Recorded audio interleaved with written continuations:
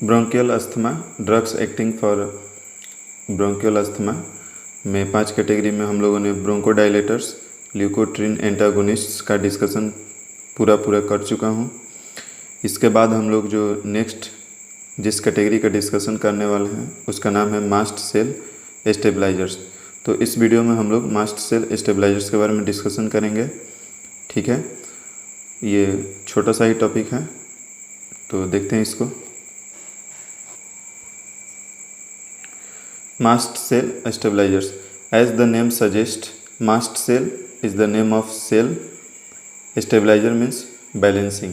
तो mast cell जो imbalance हो जाता है, not in the, I am not talking about the structural imbalance, functional imbalance, ठीक है। उसको स्टेबलाइज करने के लिए जिस ड्रग्स का यूज किया जाता है उसको बोलते हैं मास्ट सेल स्टेबलाइजर ड्रग्स। ठीक है, तो एजेंट्स और drug which stabilizes the mast cell, जो कि इन्फ्लामेटरी सेल है, उसी को बोलते हैं मास्ट सेल स्टेबलाइजर। तो ये क्लियर हुआ। इसका एग्जांपल है जैसे कि सोडियम क्रोमोगाइलकेट, कीटोटेफेन, ये कुछ एग्जांपल हमने लिया है।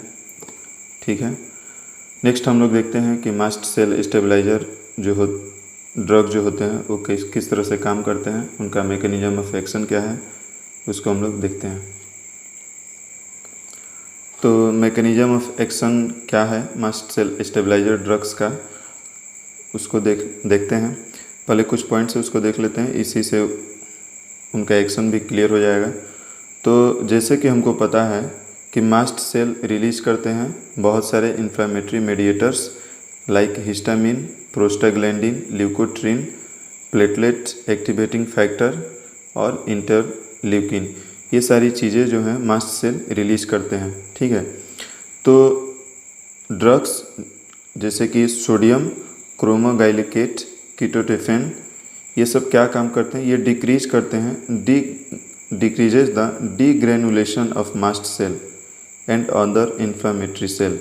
कहने का मतलब कि मास्ट सेल जो जिन ग्रेन्यूल्स का रिलीजिंग करता है due to malfunctioning of it's,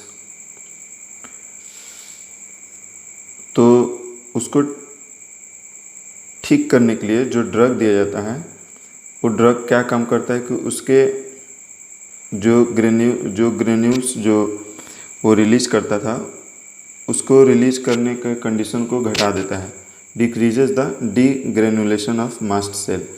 यही जो मास्ट सेल स्टेबलाइजर जो ड्रग्स होते हैं उनका इसी लाइन से क्लियर हो जाता है कि उनका एक्शन ऑफ मैकेनिज्म, मतलब जो पाथ अपनाते हैं एक्शन दिखाने के लिए, वो सिंपल है कि उसका जो ग्रेनुलेशन जो वो रिलीज करता है मास्ट सेल उसको घटा देते हैं, उसको decreases the degranulation of mast cell.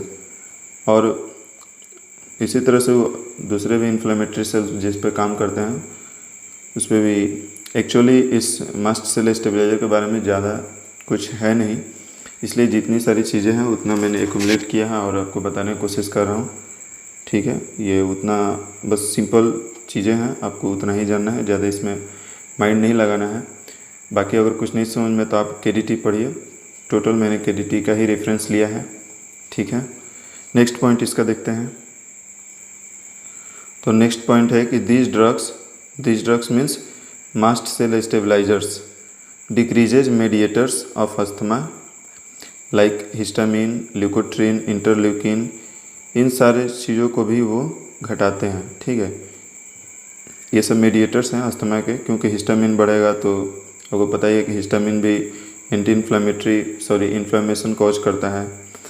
तो ये सब्सटेंस है जो कि रिलीज होते हैं इन्फ्लामेटरी सेल से, तो इनको भी घटाता है। ऑब्वियस बात है कि उनका डीग्रेनुलेशन को डिक्रीज करेगा, तो उसके वजह से ये सारी चीज़ें भी कम रिलीज होंगी और यही सब चीज़ें जो हैं अस्थमा कंडीशन को बढ़ाती हैं या फिर क्रिएट करती हैं, इनिशिएट करती हैं। तो इन सारी चीज़ों को वो रोकेगा, जिसके वजह से फाइनली अस्थमा का कंडीशन रुकेगा। ठीक है, नेक्स्ट पॉइंट है कि दिस ड्रग्स आल्सो रिड्यूसेस ब्रोंकोस्पाम।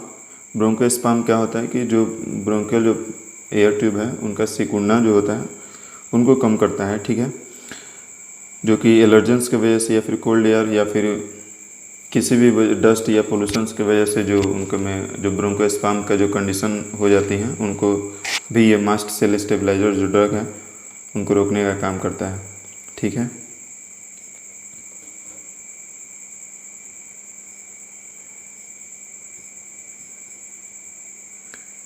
तो इसके बाद हम लोग नेक्स्ट जो देखते हैं, नेक्स्ट कुछ नोट है जिसको देख लेते हैं, जैसे कि cromoglycate is not a bronchodilator, ठीक है, and it does not antagonise the action of histamine, acetylcholine and leukotriene. ये बहुत ही इम्पोर्टेंट पॉइंट है जिसको आपको बिल्कुल अच्छे से याद होना चाहिए कि ये क्या होता है, ठीक है। एक बार फिर से इसको देख लेते हैं कि क्रोमोग्लाइकेट जो होता है वो ब्रोंकोडाइलेटर नहीं होता है। जो सोडियम क्रोमोगाइलेट जो हम लोगों ने मास्ट सेल स्टेबलाइजर ड्रग जो देखा था वो ब्रोंकोडाइलेटर नहीं होते हैं, ठीक है। और ये जो है ये एंटागोनाइज भी नहीं करते हैं, मतलब इनको रोकने का काम नहीं करते हैं। हिस्टामिन, एसिटाइलकोलिन या फिर ल्यूकोट्रीन इनको ब्लॉक नहीं कर सकते हैं, ठीक है। इनके जगह वो खुद जाकर बाइंड नहीं हो सकते हैं, इनके रिसेप्टर के जगह पर वो खुद जाकर बाइंड नहीं कर सकते हैं। इसलिए ये वो ड्रग्स क्रोमोगाइलिकेट जो है हिस्टामिन, एसिटाइलकोलिन और ल्यूकोट्रीन्स के एंटागोनाइज के तौर पर काम नहीं कर सकते हैं, ठीक है। ये बहुत इंपॉर्टेंट पॉइंट है, इसको आप ध्यान में रखिएगा। नेक्स्ट है कि for asthma these drugs are administered as an aerosol through inhaler, ठीक है। तो इस ड्रग्स का हम लोग इनहेलर के रूप में ही ले सकते हैं, ठीक है। नेक्स्ट है कि क्रोमोलिन जो केमिकल है वो मास्ट सेल स्टेबलाइजर होता है, आपको पता ही है, शुरू से मास्ट सेल स्टेबलाइजर में इसी का चर्चा होते आ रहा है। ये जो ड्राइव हुआ है ये हुआ है एमी, ठीक है, एमी विसनगा यहाँ से, ठीक है। इसके बाद हम लोग नेक्स्ट इसका यूजेस देख लेते हैं। जैसे कि मैंने बोला था ये बहुत ही छोटा टॉपिक है, इसमें कुछ ज़्यादा है नहीं जानने के लिए, एज इट इज़ मैंने केरीटी को ही फॉलो किया है। आप एक बार रीड कर लेना, बाकी नहीं समझ में आए तो आप कमेंट बॉक्स में पूछ सकते हो। नेक्स्ट यूजेस देखते हैं। तो इनहेलर के रूप में यूज किया जाता है, इसका टैबलेट जो होता है अवेलेबल नहीं है। किसका? तो मास्ट सेल स्टेबलाइजर जो केमिकल हैं जैसे कि क्रोमोग्लाइकेट हो गया और एक और केमिकल आपको जो मैंने बताया था कीटोटेफिन उन सब का, ठीक है। इनका यूज बहुत ही बेस्ट यूज होता है एलर्जिक राइनाइटिस में एज ए नजल स्प्रे, ठीक है। जो नोज में जो इन्फ्लामेशन जो चपटा इस तरह का हो जाता है तो उसमें भी इनका बहुत अच्छा यूज होता है।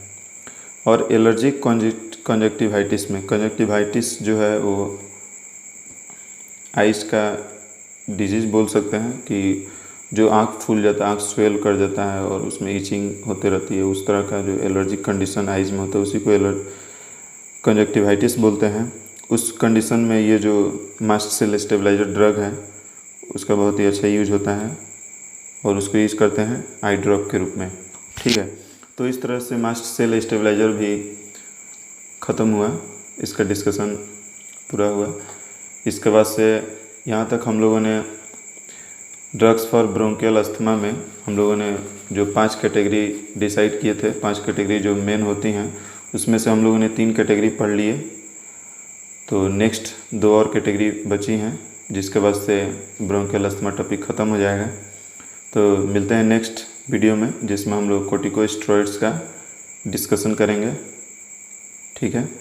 Okay, thank you.